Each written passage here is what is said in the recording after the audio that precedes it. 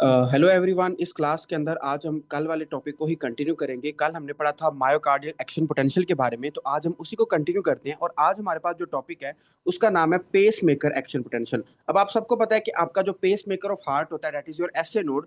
तो pace maker action potential को आज हम डिस्कस करेंगे। कल हमने पढ़ा था कि अगर हमारे हार्ट के अंदर एक्शन पोटेंशियल होता है तो उसमें सबसे पहले फेज 0 होगा, फिर फेज 1 होगा, फिर 2 होगा, फिर 3 होगा, फिर 4 होगा। बट जो आपका पेस मेकर का एक्शन पोटेंशियल है, क्योंकि ये एक ऑटोनमस स्ट्रक्चर है, इसने खुद ब खुद कॉन्ट्रैक्ट होना होता है, खुद ब खुद ही एक्टिवेट होना होता है। तो इस वजह से इसका जो एक्शन पोटेंशियल है वो क्या होता है, वो थोड़ा सा डिफरेंट होता है। ठीक है, तो सबसे पहले आपने इसमें याद रखना है कि जो पेस मेकर का एक्शन पोटेंशियल है ये सिर्फ और सिर्फ आपको किसके अंदर मिलेगा, तो इट अकर्स ऑन दी, ये आपके हार्ट के अलावा मतलब पूरे हार्ट के अंदर जो हमने कल पढ़ा था ना मायोकार्डियल एक्शन पोटेंशियल वो मिलता है। लेकिन अगर हम पेस मेकर एक्शन पोटेंशियल की बात करें तो ये सिर्फ और सिर्फ हमें एक तो एसए नोड के अंदर मिलेगा और एवी नोड के अंदर। अब आप कहते हैं कि इसका डिफरेंट क्यों होता है, देखिए हमारा जो पूरा हार्ट होता है ना वो एक डिपेंडेंट है, वो डिपेंड करता है एसए नोड के ऊपर। लेकिन जो एसए नोड और एवी नोड है ये दोनों क्या है, these both are autonomous structures. ये क्या है, ये दोनों आपके ऑटोनमस स्ट्रक्चर्स हैं। तो इस वजह से ये क्या होता है कि इसमें जो एक्शन पोटेंशियल है वो क्या होगा,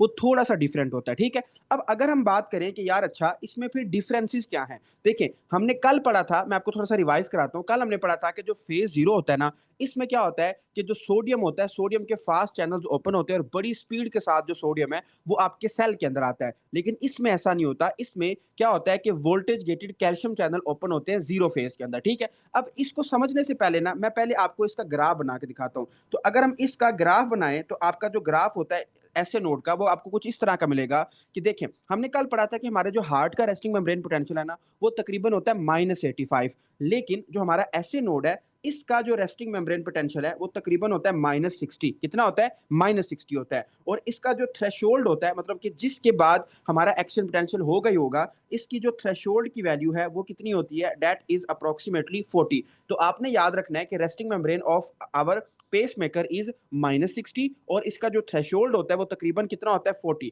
तो यहाँ पे मैं लिख देता हूँ कि इट इज योर थ्रेशोल्ड। ठीक हो गया।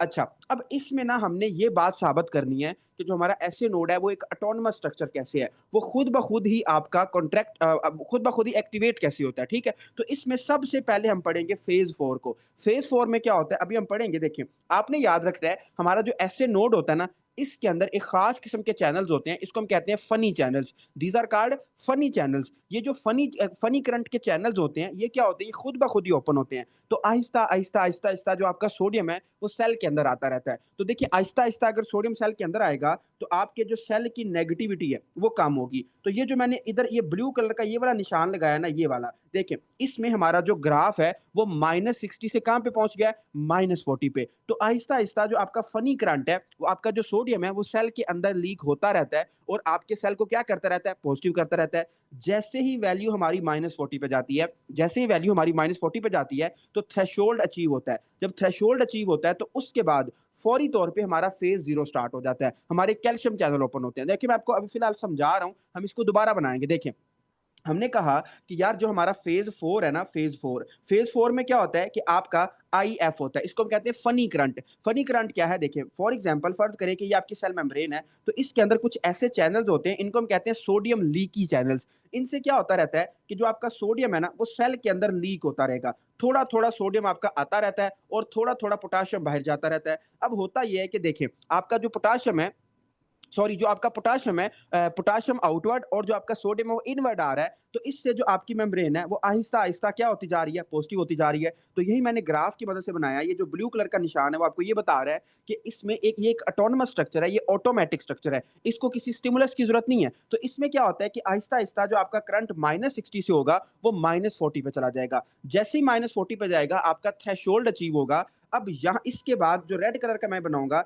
ये क्या है, ये आपका वो वाला फेज है जिसमें आपके जो कैल्शियम चैनल्स हैं वो क्या हो जाते हैं, वो ओपन हो जाते हैं। तो कैल्शियम चैनल विन ओपन, आपके कैल्शियम चैनल क्या हो जाएगा, ओपन हो जाएगा। और यहां से आपका स्टार्ट होगा फेज 0। यहां से क्या स्टार्ट होगा, फेज 0। अब जो फेज 0 है वो यहां से स्टार्ट होता है, कैल्शियम चैनल ओपन होते हैं। उसके बाद आपने याद रखना है कि जब ये पीक पे चला जाता है तो यहाँ पे जाके कैल्शियम चैनल क्लोज होते हैं। जो आपका मतलब पीक पे पॉजिटिविटी चली जाती है, कैल्शियम चैनल क्लोज हो गए। अब इसके अंदर फेज 1 भी एब्सेंट होता है, फेज 2 भी एब्सेंट होता है, इसके अंदर सिर्फ होता है फेज 3। तो जो फेज 3 है उसमें क्या होगा, देखें फेज 3 में आपने याद रखना है देयर इज रीपोलराइजेशन। रीपोलराइजेशन का मतलब क्या है कि आपके जो कैल्शियम चैनल होंगे वो क्लोज हो जाएंगे। अभी हम इसकी सारी थ्योरी को लिखेंगे, और इसके अलावा हमारे जो पोटाशियम चैनल्स होंगे वो क्या हो जाएंगे, वो ओपन हो जाएंगे। तो हम सबको पता है कि अगर हमारा जो कैल्शियम है अगर वो सेल के अंदर नहीं आ रहा, लेकिन जो हमारा पोटाशियम है वो सेल के बाहर जाई जा रहा है, तो अगर पॉजिटिव चार्ज सेल से लॉस हो रहा है, बाहर जा रहा है, तो इसको हम क्या कहते हैं, रीपोलराइजेशन। हमारी जो मेम्ब्रेन है वो दोबारा किसकी तरफ जा रही है,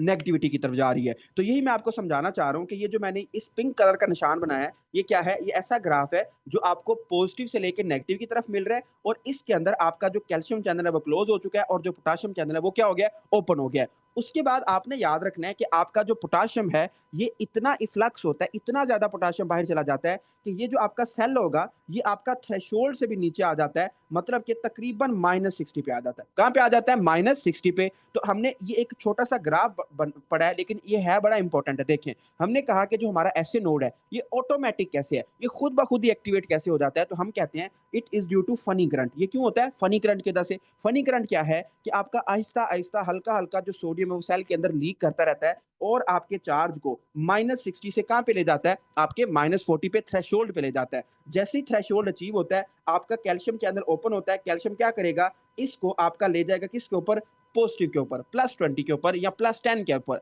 जब आपका ये पॉजिटिव के ऊपर जाएगा तो यहाँ से फिर आपके कैल्शियम चैनल क्लोज हो जाएंगे और पोटाशियम चैनल ओपन होंगे, तो दोबारा जो आपका ग्राफ है वो नीचे आ जाएगा और नेगेटिव पे चला जाएगा, मतलब कि -60 पे चला जाएगा। जब ये -60 पे जाता है तो अब देखें, अब एक साइकिल मुकम्मल हो गई है, तो अब हमारी अगली साइकिल स्टार्ट होगी। तो अगर आप थोड़ा सा फोकस करें तो इसमें क्या होगा, दोबारा से आपका फनी करंट आएगा और वो किसके किसके ऊपर लेके जाएगा, उसको थ्रेशोल्ड के ऊपर। थ्रेशोल्ड के बाद हमारा क्या होगा, कैल्शियम चैनल ओपन होंगे, ग्राफ फिर ऊपर जाएगा। जब ग्राफ बिल्कुल मैक्सिमम पे जाएगा कैल्शियम चैनल क्लोज हो जाएंगे, पोटाशियम चैनल ओपन होंगे। जब पोटाशियम चैनल ओपन होंगे फिर ग्राफ नीचे आएगा और किस पे आ जाएगा, -60 पे। उसके बाद फिर क्या होगा, फिर आपका फनी चैनल ओपन होंगे। तो इस तरह ये एक साइकिल चलता रहता है। तो इस ग्राफ को देखिए, इस ग्राफ को किसी बाहर वाली बंदे की जरूरत नहीं है, ये ग्राफ एक ऑटोनमस ग्राफ है। तो इसको हम क्या कहेंगे, ये आपका पेस मेकर का एक्शन पोटेंशियल है। जो पेस मेकर होता है ये एक ऑटोनमस स्ट्रक्चर है, ये खुद ब खुद ही क्या कर सकता है, आपको हार्ट को एक्साइट कर सकता है। ठीक है, अब जितनी बातें मैंने आपको बताई हैं इसी को हम थ्योरी की फॉर्म में लिखेंगे। देखें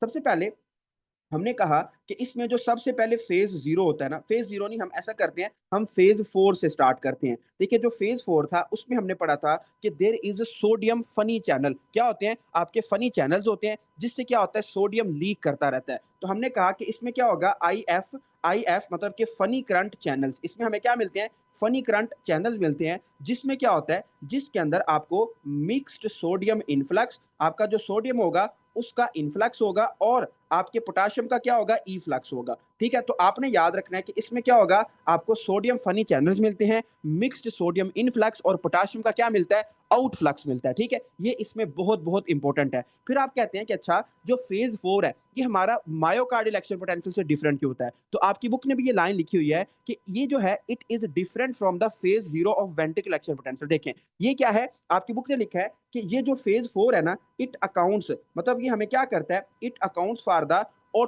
ऑटोमेटिसिटी, मतलब कि आपके जो एसए नोड है उसको ये ऑटोमेटिक बनाता है। मतलब ये क्या करता है, it accounts for the automaticity of SA node. आपका जो एसए नोड है उसको और जो एवी नोड है इन दोनों को ये क्या करता है, ऑटोमेटिक बनाता है। ठीक है, मतलब इनको इसको किसी बाहर वाली चीज की जरूरत नहीं होती। उसके बाद आपने उसने लिखा हुआ है कि जो आपका फेज 4 की स्लोप होती है ना, देखिए स्लोप क्या होती है कि कितना मतलब कि कितना एंगल बन रहा है। ठीक है, जितना ज्यादा एंगल होगा उतनी ज्यादा स्लोप होगी। तो जितना मतलब जितनी ज्यादा स्लोप होगी जो हार्ट रेट होगा वो भी उतना ही ज्यादा होगा। तो आपकी बुक ने लिखा हुआ है कि जो स्लोप है वो आपको बताती है कि हार्ट रेट के बारे में। देखें जितना ज्यादा आपका फनी चैनल ज्यादा होंगे, जितना ज्यादा आपके सोडियम लीक होगा उतनी जल्दी जल्दी थ्रेशोल्ड अचीव होगा और उतना ही ज्यादा क्या होगा, हार्ट रेट। तो जितनी ज्यादा स्लोप होगी उतना ही ज्यादा क्या होगा, हार्ट रेट होगा। उसके बाद आप कहते हैं कि अच्छा हमारे पास कुछ ऐसी चीजें हैं, फॉर एग्जांपल अगर हम बात करें एसिटाइल कोलिन की या एडिनोसिन की, तो आपने याद रखना है जो आपका एसिटाइल कोलिन और जो एडिनोसिन है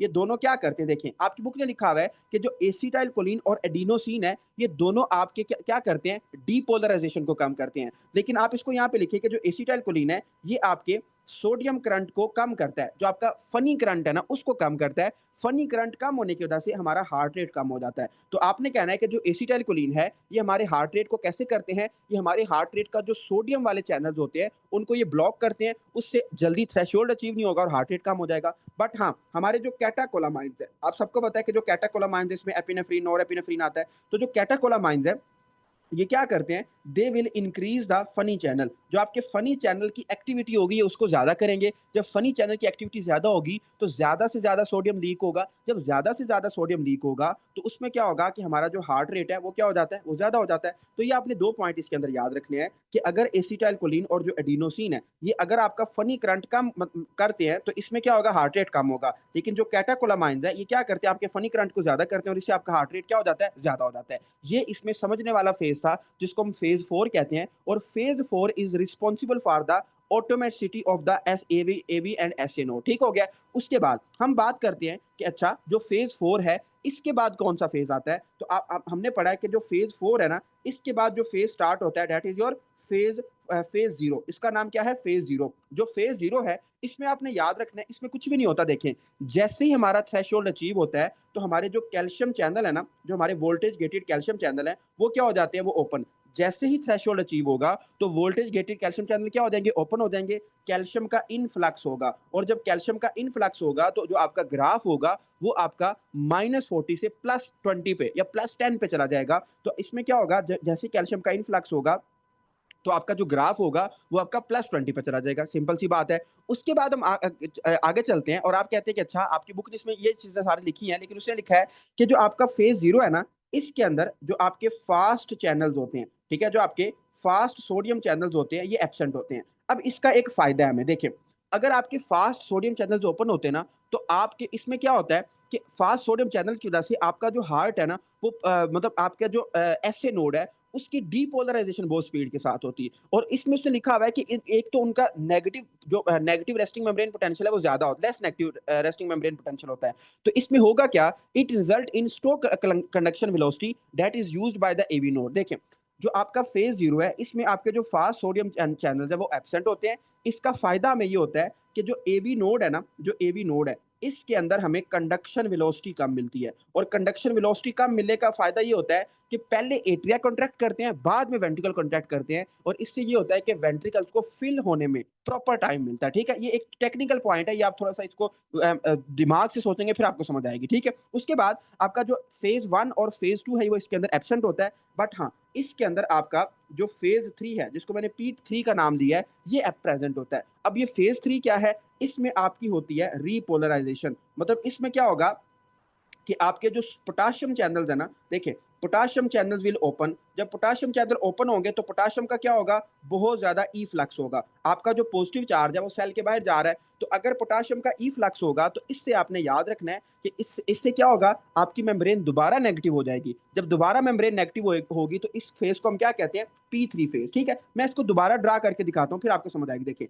हमने क्या किया, हमने ग्राफ लिया। देखिए सबसे पहले ये क्या है, दिस इज RMP, ये आपका होता है -60। फिर हमने क्या क्या कहा कि ये आपका जो -40 है ना, ये क्या है, ये आपका थ्रेशोल्ड है। मतलब जब इस पे आपका एक्शन पोटेंशियल जाएगा तो फिर एक्शन पोटेंशियल होना ही होना है। उसके बाद हमने कहा कि सबसे पहले क्या होगा, फेज 4। फेज 4 क्या करेगा, हमारे ग्राफ को -60 से -40 पे लेके जाएगा। जैसे ही थ्रेशोल्ड अचीव होगा, कैल्शियम चैनल ओपन होगा और -40 से ग्राफ कहाँ पे चला जाएगा, +20 पे। जैसे ही +20 पे जाएगा, वहां से ग्राफ फिर वापस आएगा किस पे, हमारे -40 पे। और -40 के बाद फिर आपके नीचे आएगा और अब -60 पे आ जाएगा। जैसे ही -60 पे आएगा, दोबारा से आपका जो फनी करंट है वो एक्टिवेट होगा, फिर ग्राफ आपका इस तरह चलता जाएगा। ठीक है, तो it is called action potential of pacemaker, और ये आपका ऑटोमेसिटी बताता है। ये एक ऑटोनोमस स्ट्रक्चर है, ये खुद ब खुद ही एक्साइट होता रहता है। और इसकी ऑटोमेटिसिटी को कौन बंदा मेंटेन कर रहा है, दैट इज फेज 4 या फिर फनी करंट। अगर आपसे कोई बंदा पूछे कि यार जो हमारा ऐसे नोड है, इसकी ऑटोमेसिटी को कौन सी चीज मेंटेन कर रही है, तो आपने कहना है it is a funny current या फिर फेज 4। ठीक है, वो क्या होता है, फेज 4 होता है। ठीक है, उसके बाद हम आगे चलते हैं और हमारे पास ना एक बड़ा ही इंपॉर्टेंट टॉपिक है, लेकिन जो फर्स्ट एड है ना, इसने इसकी ज्यादा डिटेल नहीं बताई हुई, तो जितनी बुक पे लिखा हुआ है वो मैं आपको समझा देता हूँ। देखिए, सबसे पहले तो आपने याद रखना है, दिस इज कॉल्ड इलेक्ट्रोकार्डियोग्राम, इसको हम ईसीजी भी कहते हैं। ठीक है, इलेक्ट्रो कार्डियोग्राम। तो इलेक्ट्रोकार्डियोग्राम में वैसे तो इसका बहुत मतलब इसकी बहुत ज्यादा डिटेल्स हैं, लेकिन जो जितना बुक पे लिखा हुआ है वो मैं आपको बता देता हूँ। देखें, इसमें उसने लिखा हुआ है कि जो इलेक्ट्रोकार्डियोग्राम है ये क्या चीज होती है, तो आपने कहना है it is the graphical representation. ये क्या होती है, ये आपकी ग्राफिकल रिप्रेजेंटेशन है, किसकी, graphical representation of electrical activity. मतलब हमारे हार्ट की जो इलेक्ट्रिकल एक्टिविटी होती है ना, अगर हम उसको एक ग्राफ के ऊपर प्रेजेंट करें, तो graphical representation of electrical activity on the graph. ठीक है, ऑन द ग्राफ, या फिर जो हमारा ईसीजी पेपर होता है, अगर उसके ऊपर हम अपनी इलेक्ट्रिकल एक्टिविटी को एक ग्राफ की फॉर्म में ड्रॉ करें,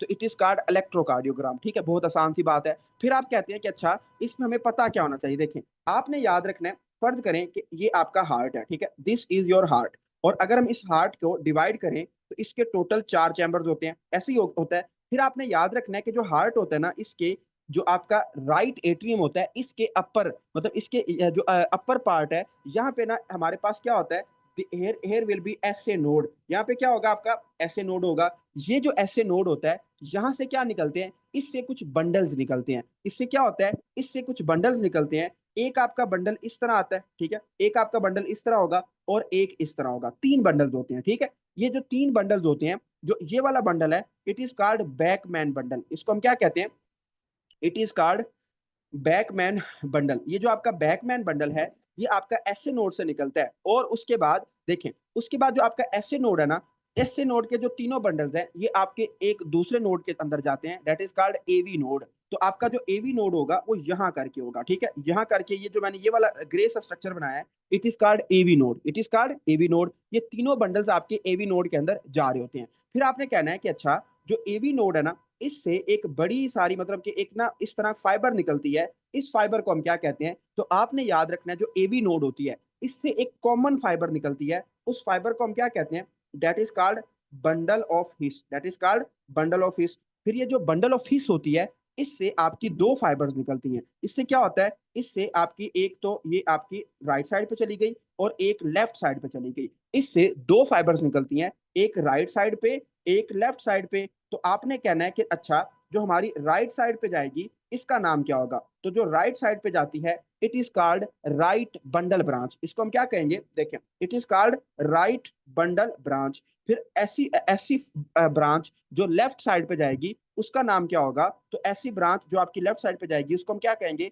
लेफ्ट बंडल ब्रांच। हमने पीछे पढ़ा था ना, left bundle branch block, right bundle branch block. तो उसमें ये जो ब्रांच होती है, ये ब्लॉक हो जाती है। ठीक है, इसकी एक्टिविटी ब्लॉक हो जाती है, तो इसको हम कहते हैं राइट बंडल ब्रांच ब्लॉक। ठीक हो गया। अच्छा, उसके बाद आप कहते हैं कि अच्छा, ये जो ब्रांच है ना, इससे हमारी छोटी छोटी फाइबर्स निकल रही होती हैं। इससे क्या होता है, इससे हमारी, ये देखें, फर्ज करें कि ये आपकी ब्रांच है। ठीक है, this is your left bundle branch. तो लेफ्ट बंडल ब्रांच से इस तरह छोटी छोटी फाइबर्स निकल रही होती हैं।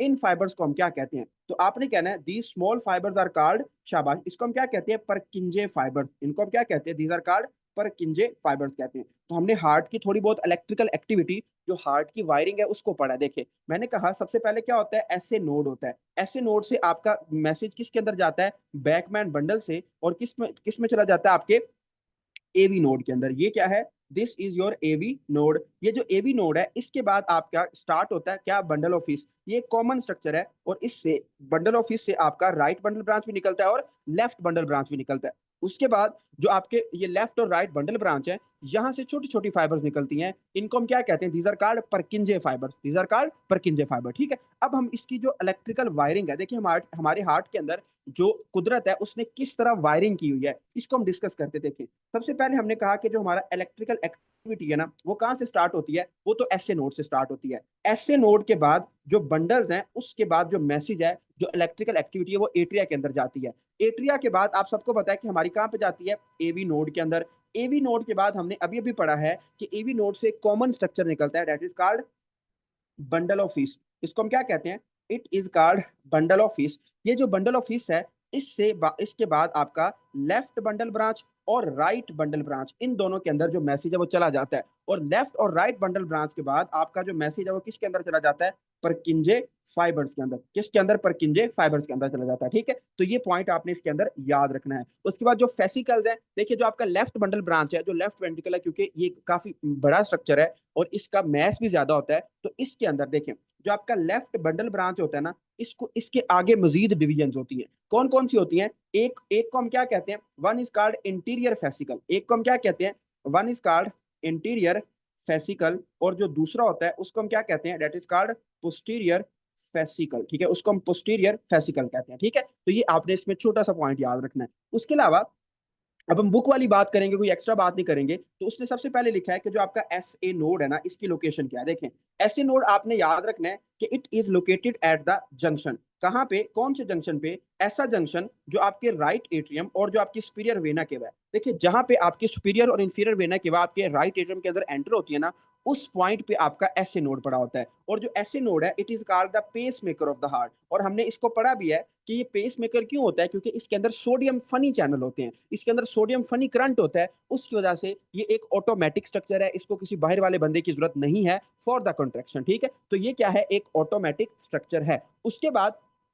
उसके बाद आपने कहना है कि it is also called the pacemaker of the heart. और इसमें बस यही बात है। उसके बाद हम आगे चलते हैं और हमारे पास है एवी नोड। देखिए, जो आपका एवी नोड होता है ना, एवी नोड, एवी नोड में क्या है? एवी नोड जो है वो आपका postero inferior part of the inter atrial arterial septum, मतलब कि आपके पोस्टीरियर इंफीरियर, ठीक है, postero inferior part of inter inter atrial septum, जो आपका इंटर एट्रियल सेप्टम का पोस्टीरियर और इंफीरियर पार्ट है, वहां पे आपको क्या मिलता है? एवी नोड मिलता है। इसकी जो ब्लड सप्लाई है वो आपके राइट कोरोनरी आर्टरी से है। ठीक है, ये पॉइंट याद रखना है। एवी नोड की जो ब्लड सप्लाई है, हमने पीछे भी पढ़ा था कि ये आपको कहाँ से मिलती है? राइट कोरोनरी आर्टरी से। उसके अलावा इसके अंदर, हाँ, हमने अभी अभी पढ़ा कि जो एवी नोड है ना, इसकी कंडक्शन वेलोसिटी कम होती है। तो इस कंडक्शन वेलोसिटी की कितनी होती है? 100 मिली पर सेकंड। ठीक है, इसमें कितनी होती है? 100 मिली पर सेकंड। इसके अंदर डिले आता है। इस डिले का फायदा क्या होता है? देखें, आपका जो एवी नोड है ना, ये अपने अंदर इम्पल्स को 100 मिली सेकंड के लिए रखता है। इसका फायदा ये होता है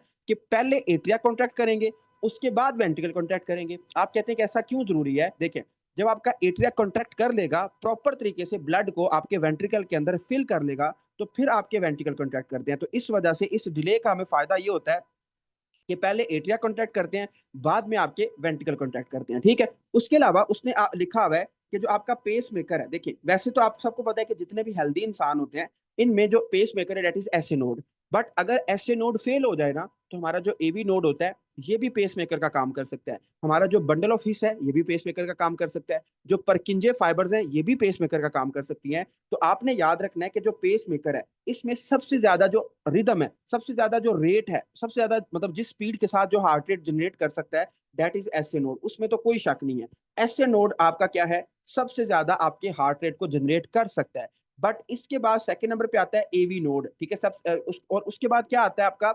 बंडल ऑफ हिस। ठीक है, तो bundle of His, AV node और एस ए नोड, ये तीन आपके इसके अंदर लाजमी तौर पे आते हैं। उसके बाद अगर हम स्पीड की बात करें, तो सबसे ज्यादा जो स्पीड होती है ना, वो परकिंजे फाइबर्स की होती है। और कुछ बुक्स लिखती हैं कि जो आपकी परकिंजे फाइबर्स है ना, इसमें इसके अंदर जो इसकी जो स्पीड होती है वो कितनी होती है? वो तकरीबन 120 मीटर पर सेकंड। ये बहुत ज्यादा स्पीड है। ठीक है, 120 मीटर पर सेकंड इतनी हो सकती है। उसके अलावा आपने कहना है कि ये एट्रिया, ठीक है, आपके एट्रिया, उसके अलावा आपके वेंट्रिकल्स। ठीक है, तो एट्रिया के बाद देखिए, सबसे पहले तो परकिंजे फाइबर था, बंडल ऑफ हिस था, उसके बाद एट्रिया है, एट्रिया के बाद आपके वेंट्रिकल्स। ठीक है, वेंट्रिकल्स होते हैं, वेंट्रिकल्स के बाद एवी नोड। अच्छा, जो परकिंजे फाइबर्स हैं, इनकी स्पीड इतनी ज्यादा क्यों होती है? क्योंकि हमने कल भी पढ़ा था कि हमारे जो हार्ट के मसल्स होते हैं ना, इनके अंदर गैप जंक्शन होते हैं। तो जो परकिंजे फाइबर्स हैं, इसके अंदर चूंकि एक्सटेंसिव गैप जंक्शन है, बहुत ज्यादा गैप जंक्शन पड़े हुए हैं, तो इस वजह से इनकी स्पीड ऑफ जो कंडक्शन है वो बहुत ज्यादा है। ठीक है, वो क्या है? वो बहुत ज्यादा है। ठीक है, तो this is all about your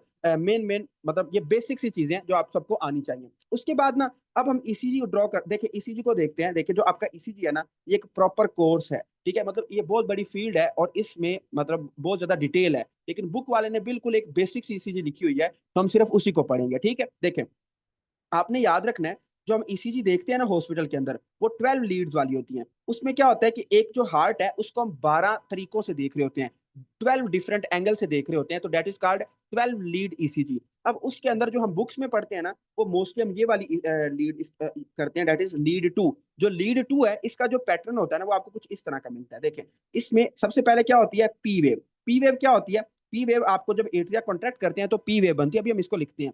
उसके बाद पी वेव के बाद यहाँ पे छोटी सी आपकी क्या बनती है, क्यू वेव। तो पी के बाद आपकी क्यू आर, और उसके बाद आपकी एस वेव, ठीक है, पी क्यू आर एस, और उसके बाद आपकी टी वेव, ठीक है। तो ये एक नॉर्मल ईसीजी है जो हमें लीड नंबर 2 पे मिलती है। अब ये बहुत बेसिक, मतलब बेसिक रिदम आपको बताती है। देखें, इसमें सबसे पहले तो आपकी ये होगी पी वेव। जो पी वेव है ना, आपकी बुक ने भी लिखा हुआ है कि पी वेव आपकी किस चीज को शो करती है, तो आपने कहना है एट्रियल डीपोलराइजेशन। जब हमारे एट्रिया डीपोलराइज होते हैं, जब हमारे एट्रिया कंट्रैक्ट होते हैं, तो हमें जो वेव मिलती है उसका नाम क्या है, P wave, that is called P wave. उसके बाद आपकी जो ये वाली वेव है, it is called Q wave, it is called R wave, it is called S wave. तो इसको हम क्या कहेंगे, it is called Q R S complex. इसको हम क्या कहते हैं, क्यू आर एस कॉम्प्लेक्स। ये जो क्यू आर एस कॉम्प्लेक्स है, ये आपको बताता है किसके बारे में, वेंट्रिकुलर डीपोलराइजेशन के बारे में। किसके बारे में, वेंट्रिकुलर डीपोलराइजेशन के बारे में। उसके बाद आपकी जो ये वाली वेव है, it is called T wave, ठीक है, जो आपकी आखिरी वेव होती है, it is called T wave. तो इसमें क्या होता है, जो टी वेव होती है, इसको ये आपको क्या बताती है, वेंट्रिकुलर रीपोलराइजेशन। मतलब कि जब वेंट्रिकल्स आपके रिलैक्स करते हैं, तो उसमें जो आपको वेव मिलती है, that is called T wave, ठीक हो गया। उसके बाद ना इसमें एक दो पॉइंट्स और होते हैं, उसको भी डिस्कस करते हैं। देखिए, आपने याद रखना है, जहां से आपकी पी वेव स्टार्ट होती है और आपकी क्यू वेव तक, ठीक है, पी से लेके क्यू वेव तक, ये वाला जो इंटरवल होता है, it is called P R interval. इसको हम क्या कहते हैं, पी आर इंटरवल। जो पी आर इंटरवल होता है, ये बहुत इंपॉर्टेंट होता है। ये हमें अगर इसकी जो लेंथ है वो ज्यादा हो जाए, फिर क्या होता है, कम हो जाए, फिर क्या होता है, मैं आपको बताता हूँ। तो पी वेव के स्टार्ट से लेके और क्यू वेव तक जो हमें वेव मिलती है, जो हमें इंटरवल मिलता है, that is called P R interval, ठीक है। तो हम यहाँ पे लिखते हैं, देखिए, जो आपका पी आर इंटरवल है, ये ऐसा इंटरवल है जो आपको पी के स्टार्ट से और क्यू तक जो मिलता है, that is called P R interval. अब जो पी आर इंटरवल है ना, ये आपको क्या बताता है, तो आपने कहना है ये ऐसा टाइम है जो एट्रियल एट्रियल डीपोलराइजेशन, मतलब एट्रियल डीपोलराइजेशन से लेके at the start of ventricular depolarisation, कि जहां से आपके वेंट्रिकल डीपोलराइज स्टार्ट होते हैं, डीपोलराइज होते हैं स्टार्ट तक, तो इसको हम कहते हैं P R interval, that is called P R interval. तो स्टार्ट ऑफ वेंट्रिकुलर डीपोलराइजेशन, ठीक हो गया। लेकिन इसमें जो मेन चीज है ना, वो इसकी लेंथ है। देखिए, लेंथ क्या होती है, देखिए, जो पी आर इंटरवल है ना, इसकी जो नॉर्मल लेंथ होती है, ये आपने याद रखना है, दैट इज 0.20 सेकेंड, ठीक है, दैट इज 0.20 सेकेंड। ये नॉर्मल लेंथ है पी आर इंटरवल की। बट हाँ, अगर किसी बंदे के अंदर ये जो लेंथ है,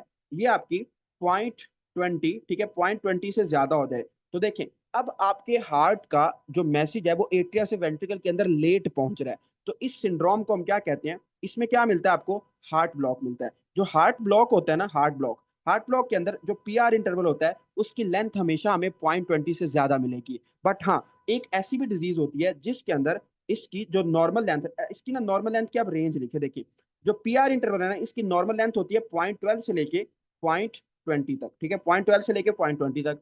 लेकिन एक ऐसी भी डिजीज है जिसके अंदर इसकी जो नॉर्मल लेंथ है, that is point less than 0.12। और अगर इसकी नॉर्मल लेंथ 0.12 से कम हो, तो इसको हम क्या कहते हैं, it is called pre excitation syndrome. It is called pre excitation syndrome. और आगे जाके हम उसकी ईसीजी भी डिस्कस करेंगे। तो आपने याद रखना है, इसके अंदर दो सिंड्रोम्स आते हैं, एक होता है वोल्फ पार्किंसन वाइट सिंड्रोम, और एक होता है एलजीएल सिंड्रोम, ठीक है, दैट इज कॉल्ड एलजीएल सिंड्रोम।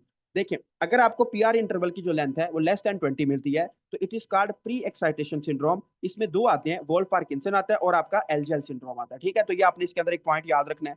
उसके बाद आपने याद रखना है कि जो पी आर इंटरवल है, पी आर इंटरवल के बाद हमारे पास जो अगली इंपॉर्टेंट चीज है, वो है क्यूटी इंटरवल, ठीक है। वो क्या है, that is your QT interval. देखिए, जो क्यूटी इंटरवल है ना, अगर हम ईसीजी के ऊपर चलें, तो हमारे क्यू वेव से लेके, ठीक है, हमारा जो क्यूटी इंटरवल होता है, ये क्यू वेव से लेके at the end of T wave, Q से लेके at the end of T wave तक हमारे पास जो इंटरवल होता है, इसको हम क्या कहते हैं, क्यू टी इंटरवल। तो जो आपका क्यू टी इंटरवल है, ये आपको बताता है किसके बारे में, वेंट्रिकुलर डीपोलराइजेशन और कॉन्ट्रैक्शन ऑफ द वेंट्रिकल और वेंट्रिकल रिपोलराइजेशन। मतलब कि अगर हम इन शॉर्ट बात करें, तो वेंट्रिकल्स, ठीक है, वेंट्रिकल्स जिस फेज के अंदर डीपोलराइज होते हैं, ठीक है, जिस फेज के अंदर डीपोलराइज होते हैं, और उसी फेज के अंदर क्या होते हैं, रीपोलराइज होते हैं, तो उस फेज को हम क्या कहते हैं, that is called QT interval, that is called QT interval, ठीक है। तो QT इंटरवल आपको पोलर डीपोलराइजेशन और रीपोलराइजेशन ऑफ वेंट्रिकल्स के बारे में बताता है। उसके बाद QT इंटरवल भी हो गया। उसके बाद आपने याद रखना है, हमारे पास ना एक कभी कभी, वैसे नॉर्मल तो नहीं होती, लेकिन कभी कभी हमें टी वेव मिलती है जो पैथोलॉजिकल होती है। तो टी वेव क्या है? टी वेव आपने याद रखना है कि कभी कभार हमें वेंट्रिकुलर रिपोलराइजेशन के अंदर मिल जाती है। सॉरी, टी वेव नहीं, हाँ, टी वेव जो है वो पैथोलॉजिकल नहीं, ये नॉर्मल वेव है, सॉरी। जो टी वेव है ये क्या है? ये आपको वेंट्रिकुलर रिपोलराइजेशन के बारे में बताती है कि जब आपके वेंट्रिकल क्या होते हैं, रिपोलराइज होते हैं। उसके अलावा इसमें ना एक पॉइंट है, इसको हम कहते हैं यू वेव, ठीक है। जो यू वेव है ना, ये कभी कभी किसी किसी पैथोलॉजी के अंदर हमें यू वेव भी मिलती है। यू वेव ऐसे हमें मतलब पोटाशियम की अबनॉर्मेलिटी की वजह से मिलती है, इसको हम आगे जाके पैथोलॉजी के अंदर ही पढ़ेंगे, ठीक है। जब किसी बंदे को हाइपोकेलीमिया वगैरह हो ना, प्रोमिनेंट हाइपोकेलीमिया, तो उसके अंदर हमें यू वेव मिल सकती है। उसके बाद ना एक पॉइंट है जिसको हम कहते हैं जे पॉइंट। जब हम एमआई की ईसीजी देखते हैं ना, तो एमआई की ईसीजी के अंदर ये जे पॉइंट हमारी हेल्प करता है। देखिए, आपने कहना है जहां पे हमारा क्यूआरएस कॉम्प्लेक्स खत्म हो जाएगा ना, जहां पे एस वेव खत्म हो जाएगी, तो ये वाला जो डॉट है, ये वाला, इट इज कॉल्ड, शाबाश, इसको हम क्या कहेंगे? इसको हम जे पॉइंट कहते हैं, ठीक है। This point is called J point. J point क्या होता है? जहां पे हमारी एस वेव खत्म हो जाए, इस पॉइंट को हम क्या कहते हैं? जे पॉइंट कहते हैं, ठीक है। तो ये आपका ईसीजी है, जो मैंने मतलब इसमें मेन मेन चीजें आपको बताई हैं। वैसे तो इसकी बहुत ज्यादा डिटेल है, लेकिन जो आपकी बुक ने लिखा हुआ है वो मैंने आपको एटलीस्ट इसमें बता दिया है, ठीक है। बाकी हम जो अगली क्लास है उसके अंदर हम अगली चीजें डिस्कस करेंगे, ठीक है। अपना बहुत सारा ख्याल रखें, और अगर आपकी कोई सजेशन है या कोई आपका फीडबैक है तो आप हमें लाजमी बताएं, ठीक है। हम मिलेंगे अगली क्लास के अंदर।